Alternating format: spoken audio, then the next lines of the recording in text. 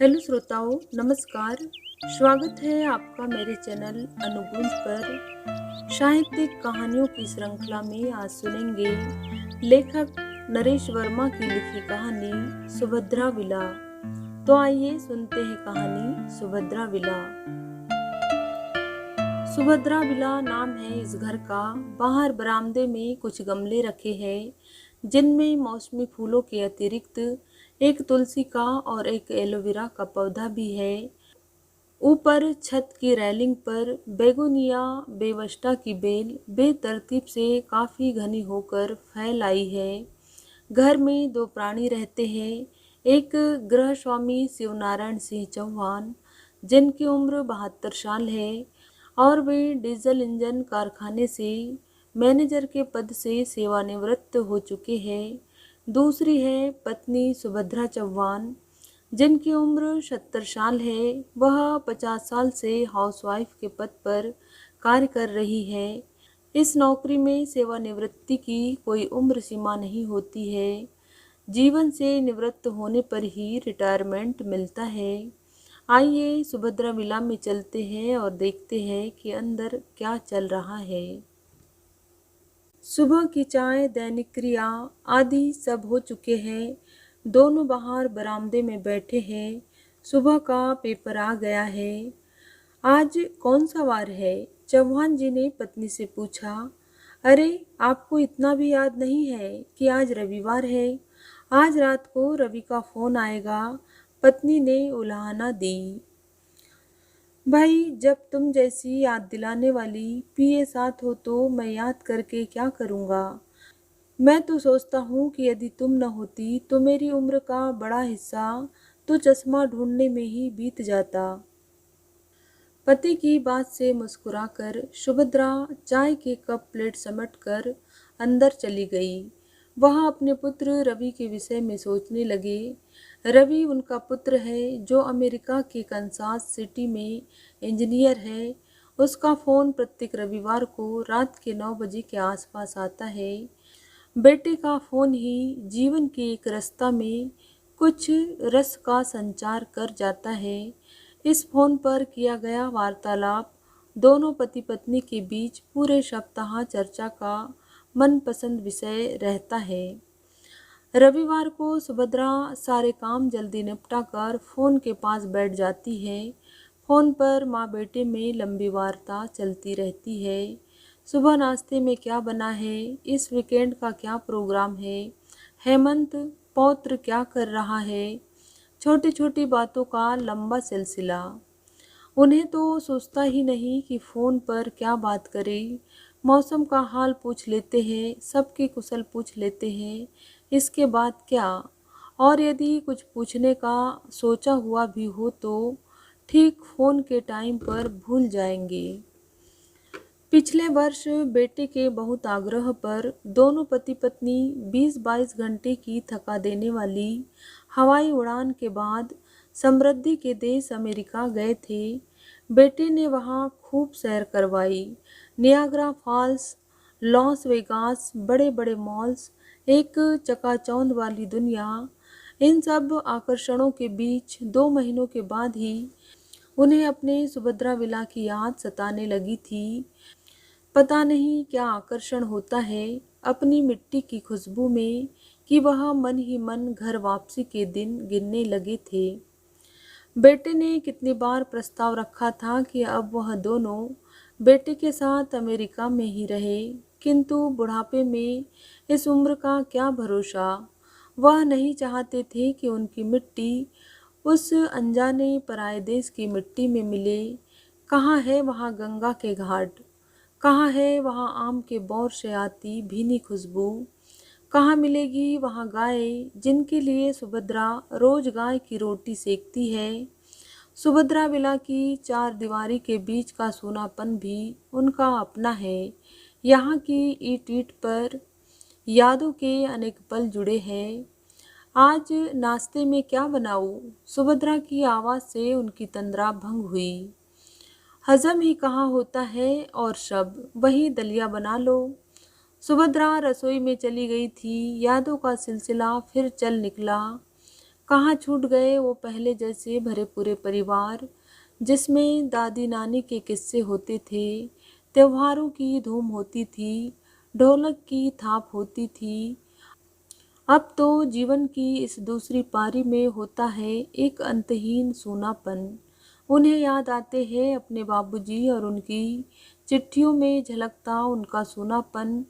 एक बार बाबूजी ने उन्हें चिट्ठी में लिखा था, सामने बरामदे की बुर्जी में चिड़िया घोंसला बना रही है, तिनका तिनका जोड़ रही है, घोंसले में अंडे देगी, फिर बच्चे बड़े होंगे, चोंच में दाना ला ला कर उन्हें खिलाएगी।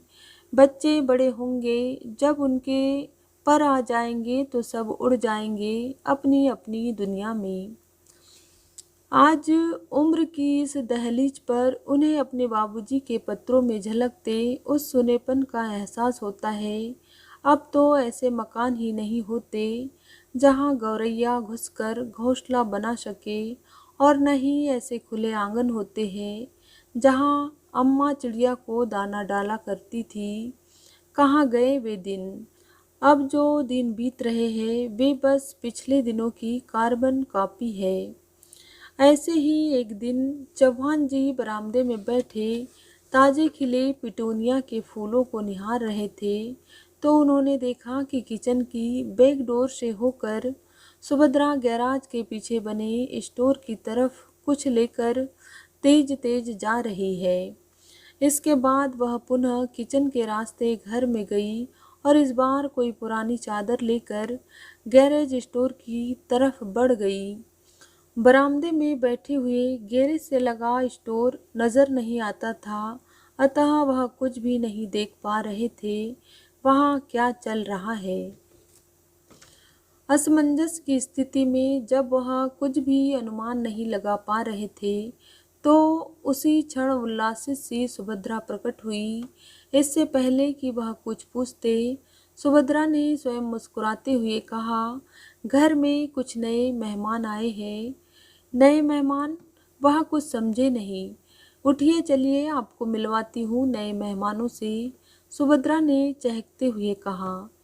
जिज्ञासा और कौतूहल से वह सुभद्रा के पीछे पीछे चल दिए। स्टोर के पास पहुंचकर सुभद्रा ने स्टोर के फर्श की ओर इंगित करते हुए कहा, लीजिए मिलिए नए मेहमानों से। उन्होंने आश्चर्य से देखा कि स्टोर के फर्श पर एक सफ़ेद भूरी बिल्ली अपने 3 नवजात बच्चों को जीभ से सहला रही है। रुई के फाहों की तरह नवजात कोमल बच्चे अपनी मिचमिचाती कंजी आंखों से नए संसार से सामंजस्य बैठाने का प्रयास कर रहे थे। कितने प्यारे बच्चे हैं, सुभद्रा ने हुलसते हुए कहा। स्त्री के अंदर की माँ उसकी आंखों में तैर आई थी। बिल्ली के बच्चों के आगमन से सुभद्रा विला में म्याऊं म्याऊं की आवाज़ का संगीत गूंजने लगा था। बिल्ली और उसके नन्हे नन्हे बच्चों के कारण सुभद्रा को जीने का एक संबल मिल गया था। सुबह शाम बिल्ली परिवार को दूध और ब्रेड का लंच डिनर कराया जा रहा था। बिल्ली भी सुभद्रा के आगे पीछे मंडराती रहती थी। बच्चों की उछल कूद एवं नई नई शरारतों के कौतुक को देखकर सुभद्रा की हंसी छूट जाती थी।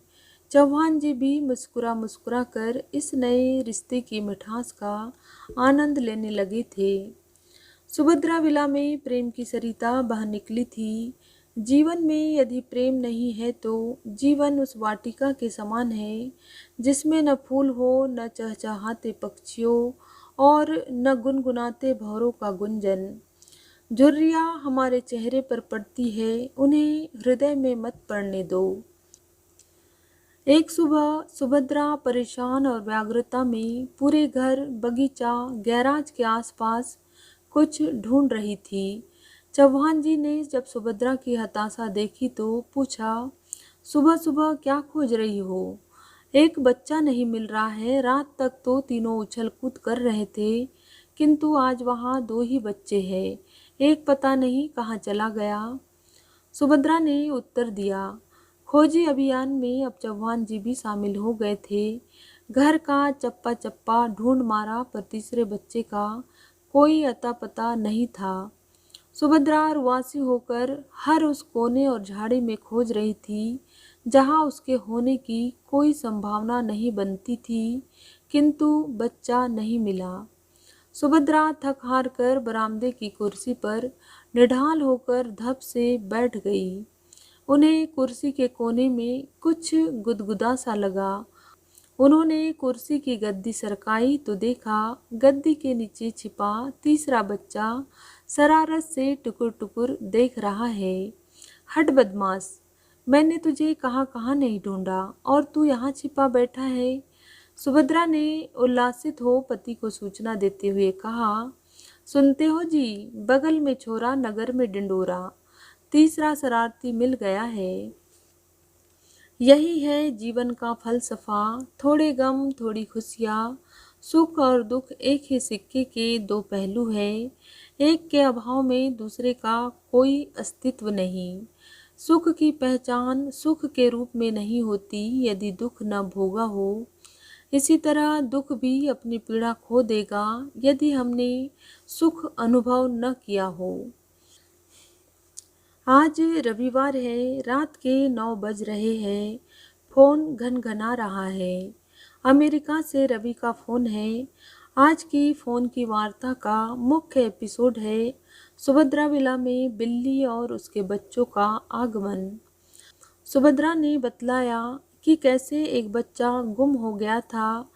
उनका तो दिल ही बैठ गया था, पर शुक्र है भगवान का कि बच्चा मिल गया था। बच्चा मिलने की खुशी में उन्होंने नाश्ते में हलवा बनाया था, जिसका रसास्वादन बिल्ली परिवार ने भी किया। उधर रवि ने लक्ष्य किया कि आज की वार्ता से शुगर, ब्लड प्रेशर आदि के विषय गायब थे। चर्चा का मुख्य केंद्र बिंदु बिल्ली, उसके 3 बच्चे और उनके प्रति माँ का स्नेहिल उत्साह। जब बिल्ली पुराण चर्चा को थोड़ा विराम लगा तो रवि ने फोन पर बताया, मम्मी मेरे पास भी आपके लिए एक शुभ समाचार है।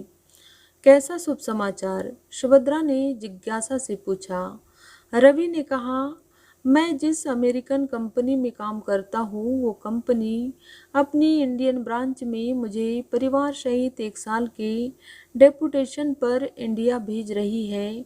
मैं जल्दी।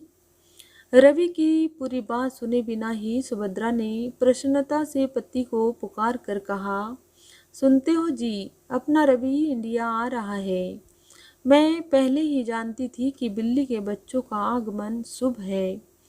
चश्मे से ढकी अश्रुपूरित आंखों और भर आए गले से उन्होंने हाथ जोड़कर ईश्वर को नमन की मुद्रा में कहा, आज बिल्ली का खोया बच्चा मिला है और अब इतने वर्षों बाद अपना बच्चा घर आ रहा है। उस दिन देर रात तक सुभद्रा विला की लाइट्स जलती रही थी। खिड़कियों से छनकर आते प्रकाश से लान में खिले पिटूनिया के पुष्प जैसे मुस्कुरा रहे थे। धन्यवाद श्रोताओं। तो ये थी कहानी नरेश वर्मा की लिखी कहानी सुभद्रा विला। यदि कहानी आपको अच्छी लगी हो तो मेरी वीडियो को एक लाइक और चैनल को सब्सक्राइब जरूर करें। Thank you.